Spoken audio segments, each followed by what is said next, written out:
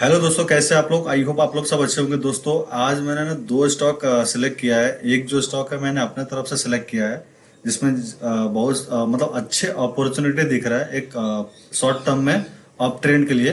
और एक जो स्टॉक है वो काफी दोस्तों का रिक्वेस्ट आया था कि इसके बारे में आप एनालिसिस करके मुझे शेयर करो।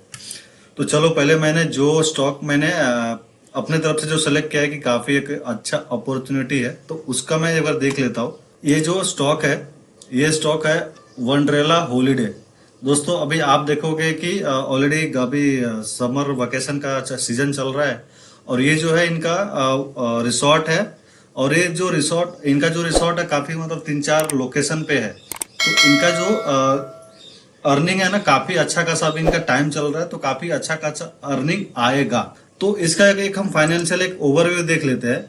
कंपनी का जो मार्केट कैप है 5,622 करोड़ का मार्केट कैप है, और करंट जो प्राइस अभी चल रहा है 994 रुपये का। और अभी तक का हाई लो, ये इसका हाई लो है 1,020 का अभी तक का लेटेस्ट हाई है, और 407 रुपये का लो मारा उसने। स्टॉक का जो पी है 33 रुपीज का है, और बुक वैल्यू 183 रुपीज का है। और इन्होंने अभी तक का जो डिविडेंड का जो इनका जो हिस्ट्री है 0.25% मतलब इन्होंने डिविडेंड दिया है। और आरओसी है 22% का, और आरओई रिटर्न ऑफ इक्विटी 16% का अभी तक ने दिया हुआ है, और फेस वैल्यू 10 रुपये का है। प्रॉन्स में कंपनी इज ऑलमोस्ट डेप्थ free. Company has deliver good profit growth of 30.4% CAGR over last 5 years। Cons में stock is trending at 5.44 time it is book value. Company has low return on equity of 3.26% over last 3 years। इसके बाद हम देख लेते हैं quarterly result. इसका quarterly result देखो। Quarterly result अभी सितंबर के 75, ये जो इनका आंकड़ा है जिन्होंने दिखाया हुआ, ये सारे करोड़ में है, तो 75 करोड़ का है, और दिसंबर में 124 करोड़ का। और मुझे लगता है कि आने वाले जो मार्च एंडिंग का जो इनका जो रिजल्ट रहेगा, उसके हिसाब से, क्योंकि समर अभी वैकेशन चल रहा है, तो अच्छा खासा इनका अर्निंग हुआ रहेगा, तो उसके बेस पे कुछ इससे ज्यादा ही एक्सपेक्टेड है, 124 करोड़ से ज्यादा। उसके अगेंस्ट में इनका जो एक्सपेंसेस है सितंबर में 55 करोड़ का, और दिसंबर में 69 करोड़ का। इनका जो एक्सपेंसेस जो भी उसके ऊपर जो खर्चे हुए हैं, चाहे वो एम्प्लॉय कॉस्ट हो या मटेरियल कॉस्ट हो, ये सब एक्सपेंसेस पकड़ के उन्होंने दिखाया है। ऑपरेटिंग प्रॉफिट इनका सितंबर के 20 करोड़ का है, और दिसंबर में 54 करोड़ का। तो उसके अगेंस्ट में आप मार्च एंड का जो इनका जो क्लोजिंग हुआ रहेगा, उसके बेस पे आप खुद एक अनुमान लगा सकते हो कि आने वाले जो इनका रिजल्ट रहेगा वो क्या हो सकता है। उसके बाद हम देख लेते हैं, ये है प्रॉफिट बिफोर टैक्स। ये तो अब ये कोविड के टाइम का है, तो कोविड के टाइम पे सारे कंपनियों का हालत खराब था, बट उसके बाद उन्होंने जो कमबैक किया है, कमबैक करने के बाद ये देखो कैसे इनका जो प्रॉफिट है कैसे ग्रो होता चला गया है। और वापस अभी समर वैकेशन चल रहा है, तो आने वाले इनका जो दिन है अभी अच्छा ही चलेगा। उसके बाद नेट प्रॉफिट मतलब प्रॉफिट आफ्टर टैक्स, ये सितंबर में 14 करोड़ का, और दिसंबर में 37 करोड़ का इनका प्रॉफिट जनरेट किया उन्होंने। उसके बाद हम देख लेते हैं सेल्स देखो इसका। सेल्स का जो इनका जो इन्होंने दिखाया है, ये ईयरली बेसिस पे इन्होंने दिखाया हुआ है। तो मैं मार्च 2022 का पकड़ता हूँ। 2022 में 129 करोड़ का था इनका सेल्स, और मार्च 2023 में 429 करोड़ का। और इन्होंने अभी तक ये तो छोड़ो, अभी जब फाइनल होगा तो ही ये क्लियर होगा, इसको हम पकड़ते नहीं है।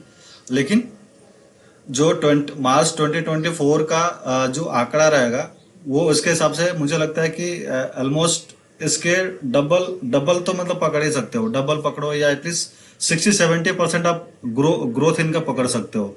ये चलो आप बैलेंस शीट पे देख लेते हैं। बैलेंस शीट देखो, इनके पास जो इक्विटी कैपिटल है 57 इन्होंने अभी तक का दिखाया है, ठीक है।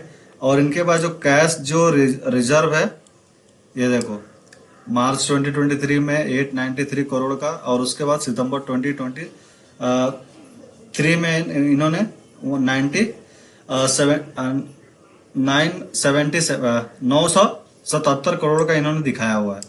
ठीक है, उसके अगेंस्ट में इनके पास लोन कितना है, लोन ऐसा लोन इनके पास ज्यादा नहीं है, वो चाहे तो एक चुकते में लोन भर सकते हैं, लेकिन कुछ कंपनी के अंदर जो उनके क्राइटेरिया होते हैं या गवर्नमेंट का जो डेटा रहता है वो दिखाना पड़ता है, तो उसके बेस पे उन्होंने वो इतना लोन दिखाया है कि अभी तक की करंट जो इनका लोन है वो 6 करोड़ के आसपास इनका कंपनी के ऊपर लोन है। तो लोन उतना उनके लोन जो 6 करोड़ है, मतलब कुछ भी लोन नहीं है कंपनी के ऊपर। उसके बाद शेयर होल्डिंग पैटर्न हम देख लेते हैं। शेयर होल्डिंग पैटर्न देखो, प्रमोटर ऑलरेडी मतलब पकड़ के चल सकते हो आप, 70 के आसपास पकड़ के चल सकते हो, तो 70 के आसपास प्रमोटर के पास होल्डिंग है। एफ आई फॉरनर ये एफ आई के पास है। एफ आई देखो यहाँ पे एक चीज, एफ आई ने अपनी होल्डिंग यहाँ पे इंक्रीज किया है, और सेम चीज डीआई भी देखो, डीआई भी यहाँ पे इंक्रीज किया हुआ है। यहाँ पे देखो पब्लिक जो है, पब्लिक थोड़ा सा अपना जो होल्डिंग है इन्होंने डिक्रीज किया हुआ है। तो दोस्तों ये था ओवरऑल इनका फाइनेंशियल रिजल्ट। और अभी हम चार्ट पे देख लेते हैं कि चार्ट क्या बोल रहा है। ठीक है, चलो चार्ट पे आ जाते हैं। ये है उसका चार्ट।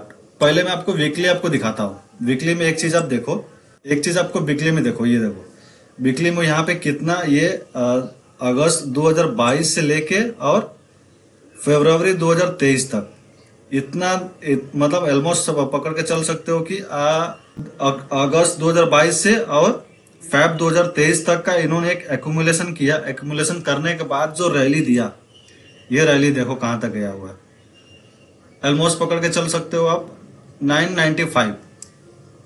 ठीक है, और जो सेकंड जो अभी रैली ये जो अभी जो एक्यूमुलेशन जोन जो यहाँ पे कंप्लीट हुआ है, अभी यहाँ पे जो एक्यूमुलेशन जोन जो कंप्लीट हुआ है, आप खुद देख सकते हो कि ये इसका एक्यूमुलेशन जोन है। ठीक है, इसके बाद जैसे ये ब्रेकआउट देगा, ब्रेकआउट देने के बाद जो इसका टारगेट रहेगा, टारगेट मतलब आप पकड़ के चल सकते हो इसके बेस पे टारगेट। तो एक शॉर्ट टर्म में इसमें अच्छा खासा अपॉर्चुनिटी बन रहा है।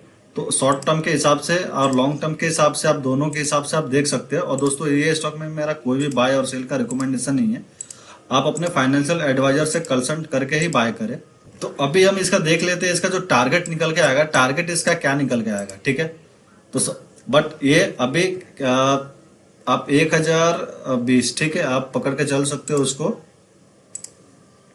ये जैसे 1020 के ऊपर अगर ये डेली में 1-2 दिन का अगर कैंडल क्लोज कर देता है, तब तो ये 100% टारगेट अचीव कर ही देगा वो। तो पहले मैं काम करता हूँ, पहले मैं इसका एक लेवल बना देता हूँ, फिर आपको लेवल में आपको दिखाता हूँ किसका जो नेक्स्ट जो टारगेट रहेगा, टारगेट क्या हो सकता है।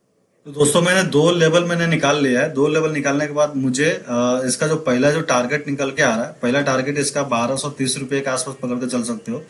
और सेकंड जो टारगेट है, वो टारगेट इसका 1400 1450 के आसपास आप पकड़ के चल सकते हो। और दोस्तों ये जो इसका नीचे वाला लो रहेगा, अगर इनकेस अगर ये नहीं चला तो ये हमारा स्टॉप लॉस रहेगा। 900 रुपए के आसपास इसका स्टॉप लॉस है।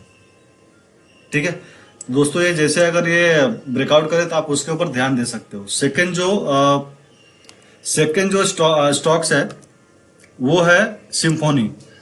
तो दोस्तों पहले इसका मैंने सिम्फोनी का सिम्फोनी कंपनी करते क्या है वो आपको दिखा देता हूँ। ये इनका जो एसी कूलर ये सब में इनका ये इनका इंडस्ट्री है, एसी कूलर वगैरह में। और इसका मैं चार्ट ओवरव्यू पर इसका मैं पहले आपको फाइनेंशियल में दिखा देता हूँ। फाइनेंशियल यहाँ पे कंपनी का जो मार्केट कैप है, कंपनी का मार्केट कैप 5844 करोड़ का कंपनी का मार्केट कैप है। और करंट जो लेवल है 848 पे इसने क्लोजिंग दिया है। और हाई और लो है 1018 और लो अभी तक का है 820।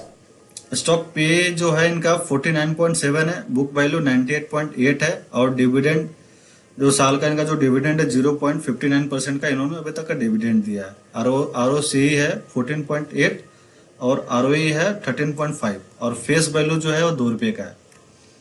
तो इसका मैं देख लेता, कंपनी है रिड्यूस डेप्थ फ्री।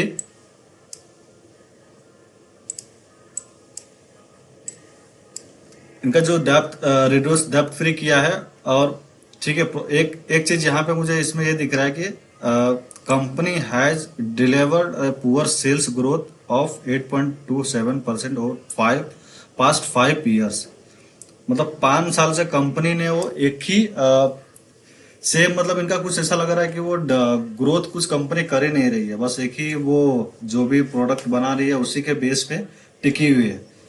उसके आगे कुछ उन्होंने, या तो हो सकता है मार्केटिंग नहीं कर रहे हैं, अगर मार्केटिंग नहीं करेंगे तो फिर इनका सेल्स में ग्रोथ नहीं आएगा।